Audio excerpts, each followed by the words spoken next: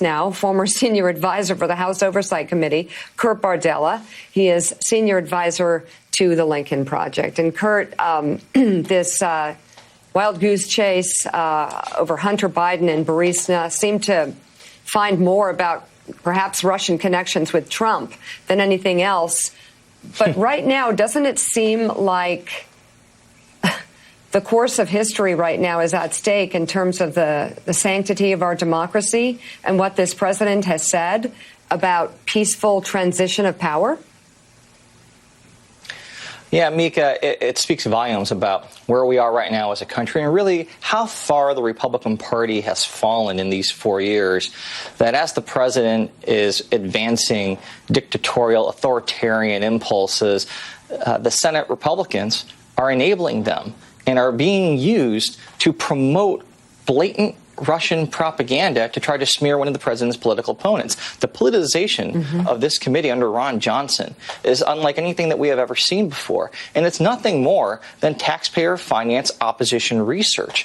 And the Biden campaign is right when they talk about all of the oversight things that this committee hasn't been doing while they've been chasing down this conspiracy theory about Hunter Biden, the coronavirus pandemic, the mishandling of it all, the politicization of the FDA, the CDC, the things going on within the president's own administration and family, how there is a nexus, a conflict of interest between his own financial interests and the activities of the government. All of those things went unanswered, unaddressed, uninvestigated by this committee under Ron Johnson, and yet they waste all of this time, energy, rhetoric targeting the president's political adversaries. It's disgraceful and it's incredibly damaging.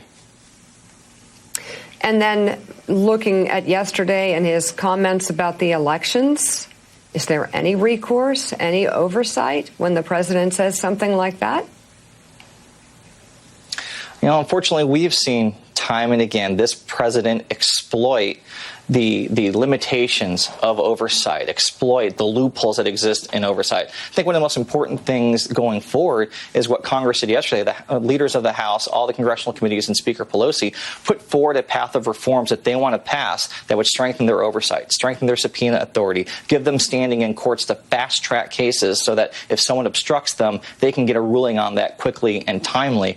All of these cracks in the foundation of democracy are happening, and really what we've seen from Democrats in Congress, and Senator Booker kind of talked about this with the Supreme Court thing, there's really not much they can do right now. And that's a big problem. We don't have check and balance right now. We don't have a balanced government at all. We have an executive branch that's just running away doing whatever it wants. And the only thing we can do to stop it is to show up and vote in November and hope that the margin of victory is substantial enough that there is no doubt, no claim to possibly contest this election. Because if we don't get to that threshold, Mika, I'm very concerned about what that's going to mean for our country going forward.